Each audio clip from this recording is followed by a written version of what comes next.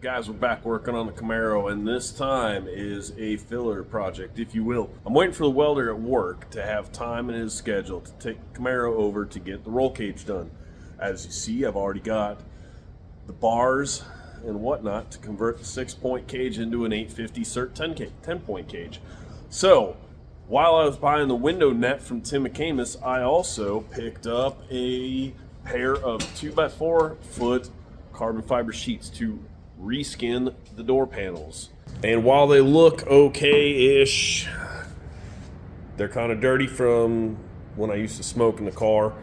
They are held on. Half these plastic clips have broken, and they're either broken in the door or they're broken in the door panel itself. So the main purpose of this project was not to lose weight, although I will be weighing stuff and giving you a comparison. Really, it was just to make it look a little bit better, and I don't know. I wanted to try something new and learn how to work with carbon fiber, and to be honest, I kind of like it so far. So another time lapse, here we go. First things first, I traced the passenger side door panel onto the first carbon fiber sheet. Shown here, I'm making the driver's side door panel, and simply I flipped the passenger side door panel and traced it onto the other carbon fiber sheet. I used blue painter's tape everywhere that I would cut or drill for two reasons. One, it made seeing the Sharpie against the carbon fiber a lot easier, and two, it reduced potential tear out. There are a few methods of cutting carbon fiber. You could use a cutoff wheel on an angle grinder like I'm showing here, or you could use snips or a bandsaw. The cutoff wheel gives the best results. With snips or bandsaw, you'll need to come back with a sander and clean up each cut. It also drills really easily. You just use a piece of wood as a backer to prevent the carbon fiber from blowing out on the backside. I picked up all of this information about working with carbon fiber from watching some videos on Tim McCamus' YouTube channel. He has a whole playlist about working with carbon fiber. He's a wealth of knowledge and builds some very high-end race cars. If you don't already follow him, you should. You do need to protect yourself when working with carbon fiber, the same as you would when working with fiberglass. The dust is itchy and gets everywhere. My beard was full of carbon fiber dust when I was done. You'll want to wear eye pro, a dust mask, and leather gloves. Long sleeves are a good idea, or one of those white, puffy painter suits would also be a good idea. I didn't wear the long sleeves, and I paid for it. So here I'm making the holes for the window crank and the door pull, and I'm using the Dremel with a little sanding disc on it. A hole saw would also work if you're looking to make a larger hole. I just didn't have one in the sizes that I needed for this. 1/8" drill bit as a pilot bit and a step bit worked like a dream to drill out all of the holes for the aluminum bolts that will hold the door panel to the door itself. Again, I'm using a piece of wood to prevent blowout on the back side.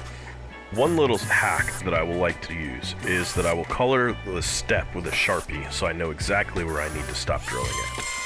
I'm using some leftover paint stir sticks from when I remodeled a bathroom in my house. Lastly, I went back and hit every edge with the DA sander just to clean up everything just a little bit more. Comments of a previous video commented on the license plate bracket about the speed holes that I had drilled into it. I said, just wait until you see what I did to my doors in the next video. Well, here it is. I drilled all these feed holes in the doors back in the early part of 2015. At the time, I was broke, couldn't really afford much in the way of speed parts, but I had a few step bits. Before someone gets triggered, the door intrusion beams are still inside the doors. I didn't cut out anything structural since this is a unibody car, and the doors themselves are structural. The car already had subframe connectors when I drilled all the speed holes in the doors, and it currently has a 6-point roll bar.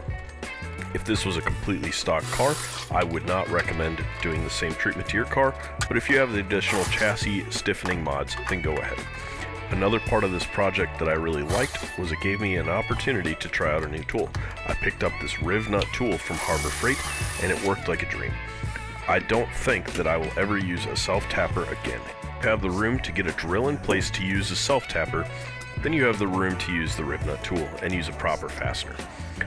What you really don't want is for the self-tapper to come out when you're doing a burnout or making a pass and then run over it with the tire.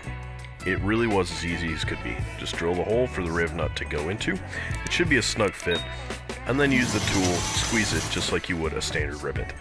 One of the engineers at work Tyler, called my car ProMod, with the carbon fiber door panels and all the lightning holes in the doors.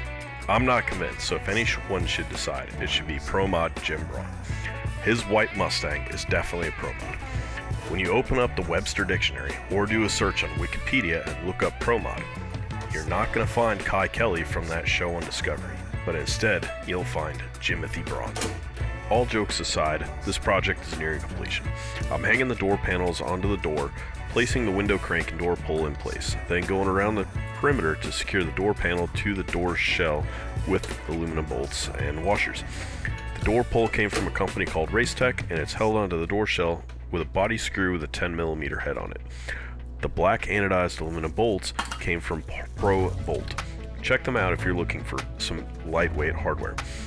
They have both aluminum and titanium on hand in various sizes and fastener heads. I chose a dome head with an Allen socket. The last step here is going to be peeling off the protective plastic coating and then cleaning everything with a mild soap. Hope you guys enjoyed this one. It was a fun project for me. Don't forget to check out the store, link in the description.